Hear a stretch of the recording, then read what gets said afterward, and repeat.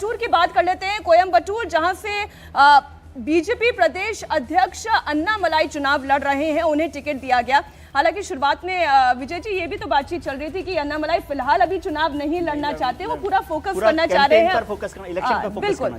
लेकिन वो यहाँ से उम्मीदवार हैं और डीएमके के गणपति राजकुमार के साथ उनकी टक्कर है और ओपिनियन पोल ये बता रहा है कि अन्नामलाई यहाँ से आगे दिखाई दे रहे हैं। उन्हें लेकर जनता के बीच में एक्सेप्टेबिलिटी कितनी है, लोगों के बीच में वो कितने लोकप्रिय हैं, जरा इस पर एक बार थोड़ी सी चर्चा करें, फिर शिवगंगा की हम बात करेंगे। भावेश जी, कितनी एक्सेप्टेबिलिटी है, कितना लोग चाहते हैं अन्नामलाई को?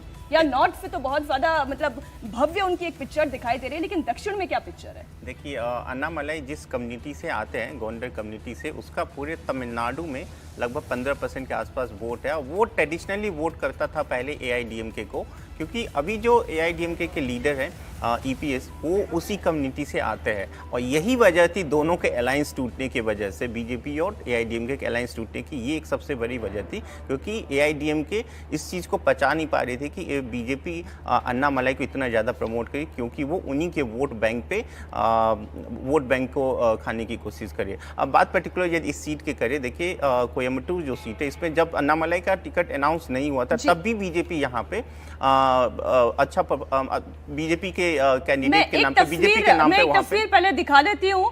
शशि थरूर इस वक्त अपना नॉमिनेशन फाइल कर रहे हैं। त्रिवनंतपुरम से वो अपना चुनाव लड़ने जा रहे हैं इस वक्त नॉमिनेशन फाइल करते हुए, और कल ही हमने अच्छी लंबी चर्चा विस्तार से चर्चा की है कि त्रिवनंतपुरम की लड़ाई इस बार उनके लिए इतनी आसान नहीं रहने वाली है। हालांकि 2 मरतबा वो यहाँ से जीत दर्ज कर चुके हैं, लेकिन इस बार उन्हें टफ फाइट बीजेपी से मिल रही है। देखना ये होगा कि ये राह उनके लिए कितनी आसान होती है या कितनी मुश्किल होती है। फिलहाल ये तस्वीर आपके सामने। एक और वीआईपी सीट शिवगंगा की बात कर लेते हैं, जहां कांग्रेस नेता कार्ति चिदम्बरम चुनाव लड़ रहे हैं। शिवगंगा की हम बात कर रहे हैं और एआईएडीएमके के जेवियर दास चुनाव लड़ रहे हैं। कार्ति चिदम्बरम यहां से आगे दिखाई दे रहे हैं। कार्ति चिदम्बरम आज जानते हैं भारत के पूर्व मंत्री पी चिदम्बरम के बेटे हैं कार्ति चिदम्बरम, जो यहां से चुनाव लड़ रहे हैं। एक बार फिर शिवगंगा सीट यहां से कांग्रेस पार्टी जीत सकती है, ऐसी संभावना यहां नजर आ रही है। एक और वीआईपी सीट वेल्लोर की भी बात कर लेते हैं। वेल्लोर जहां से बीजेपी के एसी षणमुगम चुनाव लड़ रहे हैं, डीएमके के कथिर आनंद हैं और बीजेपी यहां से थोड़ा सा बेटर परफॉर्म करते हुए दिखाई दे रही है।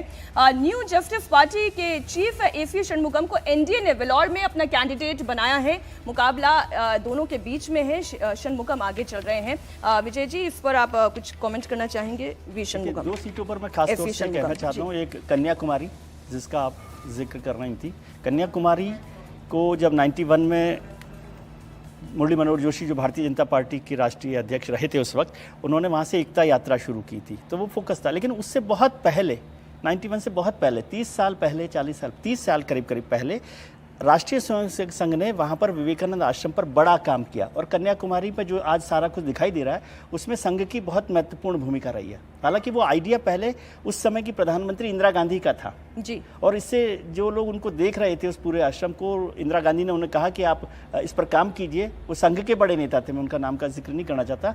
संघ में इसको लेकर नाराजगी भी हुई कि आप इंदिरा गांधी के कहने पर ये क्यों कर रहे हैं, लेकिन संघ ने बहुत बड़ा काम कन्याकुमारी में किया है और इसलिए संघ कन्याकुमारी को बीजेपी की बजाय मैं संघ की सीट के तौर पर देखता हूँ।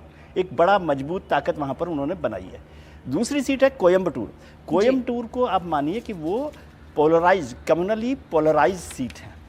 आपको याद हो कि एक बार जब लालकृष्ण आडवाणी के वक्त में उन पर एक बम विस्फोट की घटना हुई थी, तब से लेकर आज तक वो पोलराइजेशन वहाँ पर चल रहा है और वो पोलराइजेशन ही भारतीय जनता पार्टी को मदद कर रहा है। और अन्नामलाई शायद वहाँ पर हैं, तो अन्नामलाई खुद अपने आप में एक एग्रेसिव लीडर हैं, भारतीय जनता पार्टी के राष्ट्रीय अध्यक्ष हैं, प्रदेश अध्यक्ष हैं, और दूसरा उनका कास्ट कॉम्बिनेशन भी वहाँ उनके फेवर में आ रहा है। तो ये 2 सीटें मुझे लगती हैं कि बीजेपी के लिए फेवरेबल सीट हैं। कार्ति चिदम्बरम का मैं नहीं कह सकता कि कार्ति चिदम्बरम को हराया जा सकता है क्या, कार्ति चिदम्बरम मजबूत सीट है। वेल्लोर का भी मैं ज़्यादा नहीं कह सकता, लेकिन ये 2 सीटों पर मुझे लगता है कि बीजेपी आगे हो सकती है। षणमुगम जो है वो अच्छे लीडर हैं, लेकिन कन्याकुमारी और मैं बता दूं वेल्लोर कोयम्बटूर के बारे में जी आप बताएं। मैं देखिए वेल्लोर वो सीट है जो एसी षणमुगम की बात करते हैं।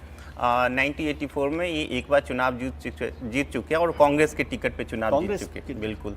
उसके बाद 2014 में इन्होंने जैसे इस बार जैसे इन्होंने अपनी पार्टी के सिंबल पे ना लड़ के बीजेपी के सिंबल पे लड़ रहे हैं, उसी तरह 2014 में ये इसी सीट पे बीजेपी के सिंबल पे चुनाव लड़ रहे थे, बहुत कम मार्जिन से चुनाव हार गए थे।